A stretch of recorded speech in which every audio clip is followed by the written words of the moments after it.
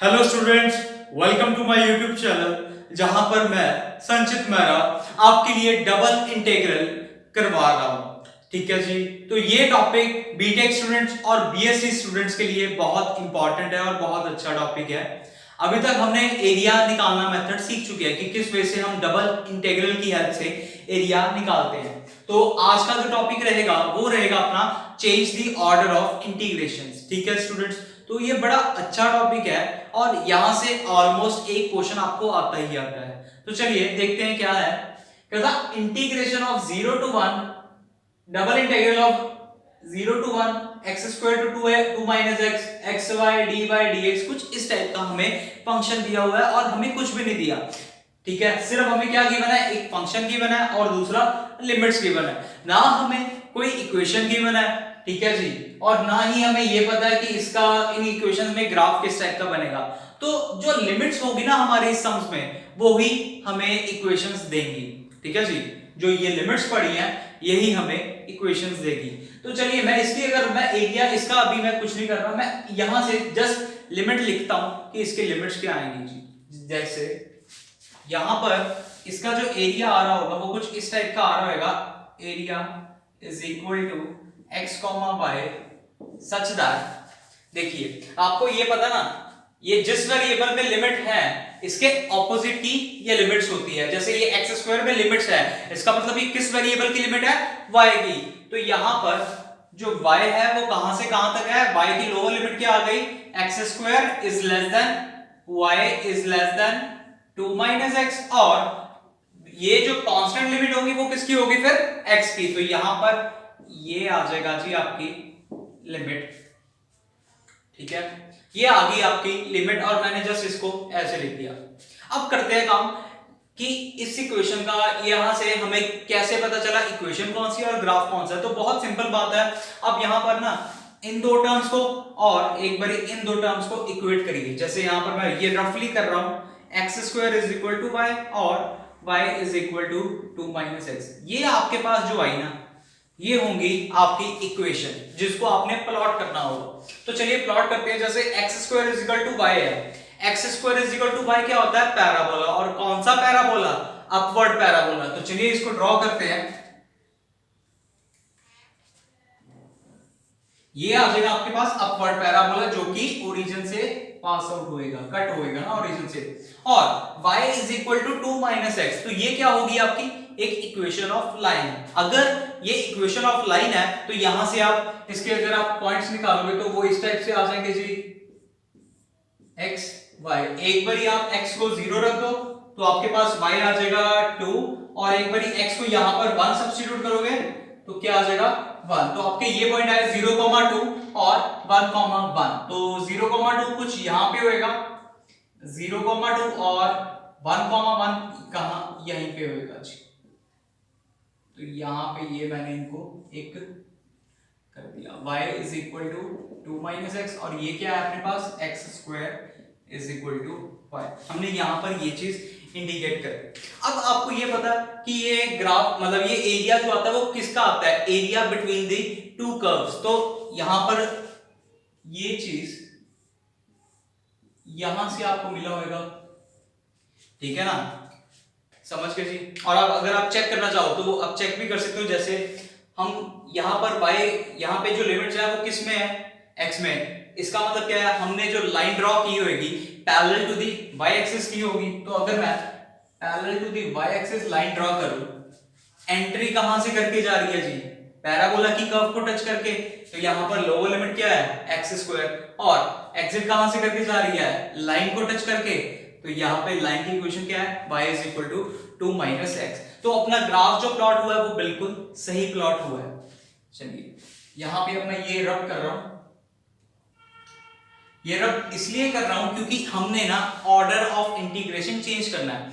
Order of integration change करने का मतलब क्या है, देखिए जैसे यहां पर लिमिट जो थी वो किस में थी, x में। अब हमने ना लिमिट्स को y वेरिएबल में चेंज कर देना है, समझ गए, y वेरिएबल में। अगर y वेरिएबल में चेंज कर रहे हैं तो हम लाइन किसके पैरेलल ड्रॉ करेंगे, x एक्सिस, ठीक है ना। लाइन जो ड्रॉ होगी अब किस पे होगी, किसके पैरेलल होगी, किसके पैरेलल होगी, एक्स एक्सिस के, ठीक है जी। तो यहां पर चलिए अब मैं लाइंस ड्रॉ करने की कोशिश करता हूं यहां पर। तो ये इसको थोड़ा सा, चलिए अब हमने लाइंस ड्रॉ करनी है parallel to the x axis. तो एक लाइन मेरी यहां से ये जाएगी, ठीक है ना। अच्छा यहां पे ना, यहां पे जब मैंने लाइन ड्रॉ की, मेरे पास एंट्री कहां से हो रही है, इसको मैं यहां से एंट्री, यहां पे एंट्री कहां से हो रही है, x इज इक्वल टू 0 से, और एग्जिट कहां से हो रही है, पैराबोला की इक्वेशन से, ठीक है। लेकिन अगर मैं थोड़ा सा ऊपर जाऊं, यहां पर जाऊं, तो मैं एक और लाइन ड्रॉ करूं, ये एंट्री कहां से हो रही है, x इज इक्वल टू 0 से, लेकिन एग्जिट कहां से हो रही है, इक्वेशन ऑफ लाइन से।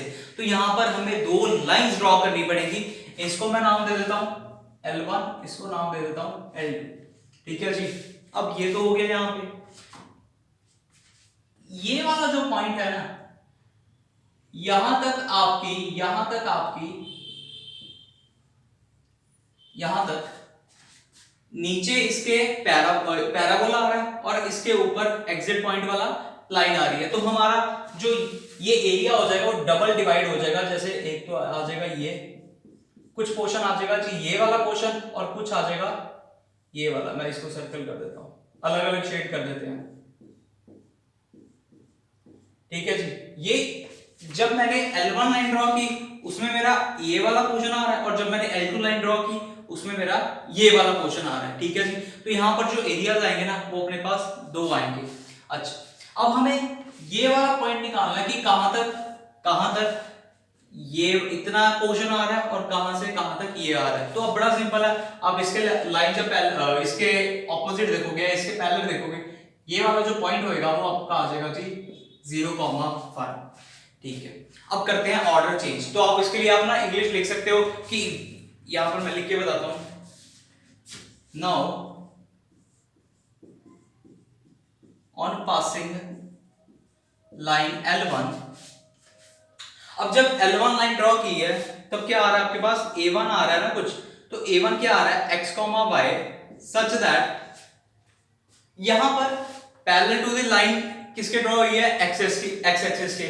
तो यहां से क्या लोअर लिमिट क्या आएगी L1 की, वो आ जाएगी 0 less than equal to x, और अपर लिमिट क्या आएगी, पैराबोला से एग्जिट कर रही है ना, और पैराबोला की इक्वेशन क्या है, x square is equal to y। हमें यहां पर अकेला x चाहिए, तो x की वैल्यू क्या आ जाएगी, x is equal to under root y। तो यहां से ये आ गई a1 की वैल्यू, ठीक है, और ये आ गई x की लिमिट। अब निकालते हैं y की लिमिट। y कहां से कहां तक जा रहा है, ये पॉइंट है आपका 0,0, तो y कहां से कहां तक जा रहा है, 0 से लेके 1 तक। तो ये आ जाएगा जी 0 less than equal to y less than equal to 1। तो ये था आपके पास a1 के लिए, ठीक है जी। a1 के लिए लिमिट्स आ गई। अब निकालते हैं इस पोर्शन के लिए a2 के लिए। तो a2 के लिए क्या करोगे आप, फिर से सेम वही चीज, on passing line L2, a2 is equal to x, y such that, अब यहां पे जब ये पास हो रही है क्या आ रही है, x की लिमिट क्या आ रही है, 0 less then x less than, और अपर लिमिट क्या आ रही है, इक्वेशन ऑफ लाइन। तो इक्वेशन ऑफ लाइन क्या है, आप इक्वेशन ऑफ लाइन के लिए ऐसे कर सकते हो, यहां से x की वैल्यू निकाल सकते हो। तो यहां से x की वैल्यू क्या आ जाएगी जी 2 माइनस y, क्योंकि x उधर चला गया इक्वल टू के, और y इक्वल टू के उधर चला गया। तो यहां से आपकी ये वैल्यू आ गई, अपर लिमिट आ गई आपकी x की, और y की क्या लिमिट आएगी। अब y कहां से कहां तक जा रहा है, यहां से 1 से लेके 2 तक। तो यहां पे ये चीज आ जाएगी जी आपकी y की लिमिट, ठीक है स्टूडेंट्स। ये था change of order of integration, ठीक है जी। तो लास्ट में हम क्या करेंगे, लास्ट में जस्ट हम इंटीग्रेशन करेंगे और उसको सॉल्व करेंगे। पहले आप लोग इतना नोट करिए, इतना समझिए, वीडियो को पॉज करिए जैसे मर्जी, ठीक है जी। नोट करो पहले इसको।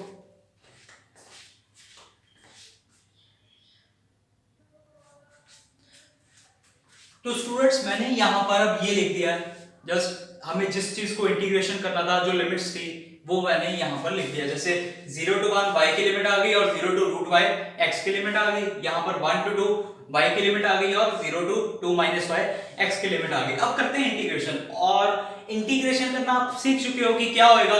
इंटीग्रेशन यहाँ पे पहले किस वेरिएबल की होगी, x वेरिएबल की, और यहाँ पर भी सेम x वेरिएबल की लिमिट इंटीग्रेशन होगी। तो क्या आएगा, देखिए 0 to 1 तो पहले एज इट इज, 0 to 1 तो एज इट इज, x यहाँ पर रहेगा जिसकी इंटीग्रेशन करनी है, और y यहाँ पर रहेगा जिसको हमने कांस्टेंट मानना है। अगर कांस्टेंट मानना है तो y तो आ गया बाहर, x की इंटीग्रेशन क्या हो जाएगी जी, x स्क्वायर बाय 2, और limit from 0 to root y, यहां पर आ जाएगा dy प्लस यहां पे क्या होएगा 1 to 2, ये तो 1 to 2 एज इट इज, और x की इंटीग्रेशन करेंगे y कांस्टेंट, x की इंटीग्रेशन क्या आ गई, x square by 2, limit from 0 to 2 minus y dy, हाँ जी dy, ठीक है जी।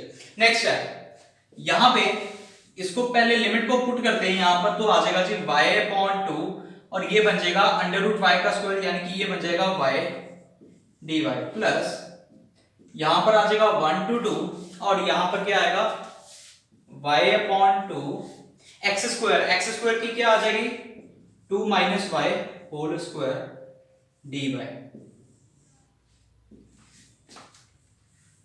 ठीक है जी। अब करते हैं बात इसकी, अब तो सिंगल वेरिएबल में हो गया। जब सिंगल वेरिएबल में हो गया तो बहुत इजी आपके लिए करना, तो क्या आ जाएगा जी यहां पर integration from 0 to 1 y square by 2 dy, यहां पर मैं जस्ट खोल रहा हूं, ठीक है, जैसे y इंटू y ये कर दिया, और यहां पर भी मैं मल्टीप्लाई करा दूंगा इसको, तो आ जाएगा 1 to 2 y बाय 2, ये आ जाएगा 2, यहां पर a minus b whole square लग जाएगा, तो आ जाएगा जी 4 plus y square minus 4y dy, तो यहां पर आ जाएगा इसकी, अब इसको अगर मल्टीप्लाई करा दूं इसके साथ, चलिए नेक्स्ट स्टेप में करते हैं वो वाला काम।